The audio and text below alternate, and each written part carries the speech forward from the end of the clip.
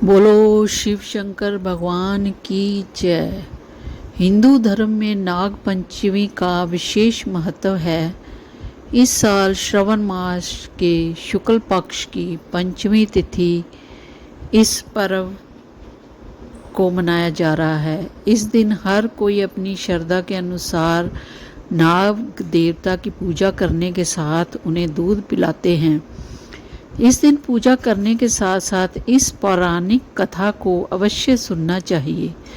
आइए जानते हैं इस व्रत की कथा।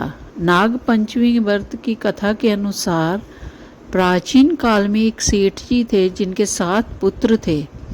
7 पुत्र विवाहित थे। इन्हीं 7 में से वे सबसे छोटे पुत्र की पत्नी काफ़ी चरित्रवान और श्रेष्ठ थी, लेकिन उसका कोई भाई नहीं था। एक दिन सेठ जी की सबसे बड़ी बहू ने घर लीपने के लिए पीली मिट्टी लाने को सभी बहुओं को साथ चलने के लिए कहा, तो सभी बहुएं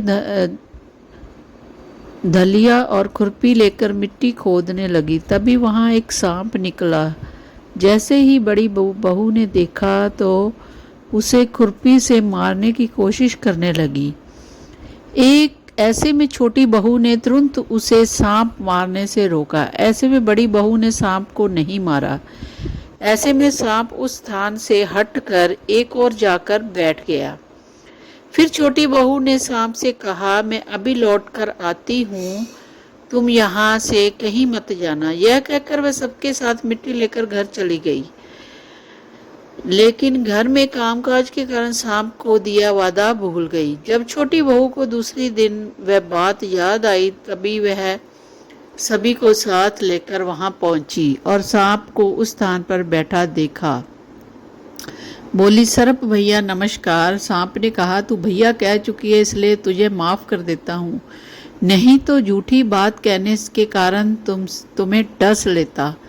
वह बोली, भैया मुझसे भूल हो गई, क्षमा मांगती हूँ। सांप बोला, अच्छा तू आज से मेरी बहन हुई और मैं तेरा भाई, तुझे जो मांगना हो मांग लो। वह बोली, भैया मेरा कोई भाई नहीं है, अच्छा हुआ जो आपने मुझे भाई आप मेरे भाई बन गए। कुछ समय बीतने के बाद वह सर्प मनुष्य का रूप लेकर उसके घर आया और बोला कि मेरी बहन को भेज दो। सब हैरान हो गए क्योंकि सभी यही जानते थे कि छोटी बहू के कोई भाई नहीं था। तो सर्प बोला, मैं इसका चचेरा भाई हूँ, बचपन में ही मैं बाहर चला गया था। ऐसा सुनकर घर के लोगों ने छोटी बहू को उसके साथ भेज दिया। उसने मार्ग में बताया कि मैं वही सर्प हूँ, इसलिए तू डरना नहीं, जहाँ चलने में कठिनाई हो मेरी पूंछ पकड़ लेना। छोटी बहू उसके कहे अनुसार उसके घर पहुंच गई। वह वहां के धन ऐश्वर्य को देख वह चकित हो गई। एक दिन सर्प की बात माता ने उससे कहा, मैं एक काम से बाहर जा रही हूँ, तो अपने भाई को ठंडा दूध पिला देना। लेकिन छोटी बहू को ये बात ध्यान नहीं रही। उसने गलती से सर्प को गर्म दूध पिला दिया, जिसके उसका मुंह बुरी तरह से जल गया। वह देख सर्प की माता बहुत क्रोधित हुई, परंतु सर्प के समझाने पर शांत हो गई।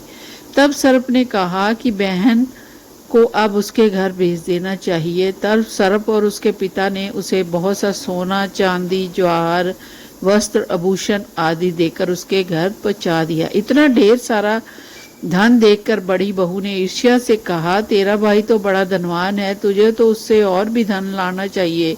सर्प ने यह वचन सुना तो सब वस्तुएं सोने की लाकर दे दी। वह यह देखकर बड़ी बहू ने कहा, इन्हें झाड़ने की झाड़ू भी सोने की होनी चाहिए। तब सर्प ने झाड़ू भी सोने की लाकर रख दी। सर्प की ने छोटी बहन को हीरा मणियों का एक अद्भुत हार दिया था। उसकी प्रशंसा उस देश की रानी ने भी सुनी और वह राजा से बोली कि सेठ की छोटी बहू का वह हार यहाँ आना चाहिए। राजा ने मंत्री को हुक्म दिया कि उसने वह हार लेकर शीघ्र ही उपस्थित हो। मंत्री ने सेठ जी से जाकर कहा कि महारानी जी छोटी बहू का हार पहनेगी, वह उसे लेकर मुझे दे दो। सेठ जी ने डर के मारे छोटी बहू को हार मंगवा दिया। छोटी बहू को यह बात बहुत बुरी लगी। उसने अपनी सर्प भाई को याद किया और आने की प्रार्थना की। भैया, रानी ने हार ले लिया है, तुम ऐसा करो कि जब वह हार उसके गले में रहे तब तक के लिए उसके लिए सर्प बन जाए। जब वह मुझे लौटा दे तब हीरो और मनिया का हो जाए। सर्प ने कहा, ठीक है, वैसा ही किया। जैसे ही रानी ने हार पहना वैसे ही सर्प बन गया। यह देखकर रानी चीख पड़ी और रोने लगी। यह देख राजा ने सेठ के पास खबर भेजी कि छोटी बहू को तुरंत भेजो। सेठ जी डर गए कि राजा ने जाने का क्या करेगा। वे समय छोटी बहू को साथ लेकर उपस्थित हुए। राजा ने छोटी बहू से पूछा, तुमने क्या जादू किया है, मैं तुझे दंड दूंगा। छोटी बहू बोली, राजा धृष्टता क्षमा कीजिए, ये हार ही ऐसा है कि मेरे गले में हीरो का और मनियों का रहता है और दूसरे के गले में सर्प बन जाता है। यह सुनकर राजा ने वह सर्प का हार उसे देकर कहा, अभी पहन कर दिखाओ। छोटी बहू ने जैसे ही उसे पहना वैसे ही हीरो मनियों का हो गया। यह देखकर राजा को विश्वास हो गया कि उसने प्रसन्न होकर उसे ढेर सारी मुद्राएं पुरस्कार में दी। छोटी बहू घर लौट आई। उसके धन को देखकर बड़ी बहू ने ईर्ष्या के कारण उसके पति को सिखाया कि छोटी बहू के पास कहीं से धन आया है। यह सुनकर उसके पति ने अपनी पत्नी से पूछा कि सही बात यह है, तुझे धन कौन देता है। तब उसने सर्प को याद किया। बहन की मुश्किल में फंसता देख उसने उसी समय सर्प वहां प्रकट हुआ और कहने लगा, जो मेरी बहन के आचरण पर संदेह करेगा मैं उसे खा लूंगा। यह सुनकर छोटी बहू का पति प्रसन्न हुआ और उसने सर्प देवता का सत्कार किया। ऐसी मान्यता है कि उसी दिन से नाग पंचमी का त्योहार मनाया जाने लगा और स्त्रियां सर्प को भाई मानकर उसकी पूजा करती हैं। तो ये है संपूर्ण नाग पंचमी की कथा। आप भी जरूर करें और नाग देवता का आशीर्वाद लें। हर हर महादेव।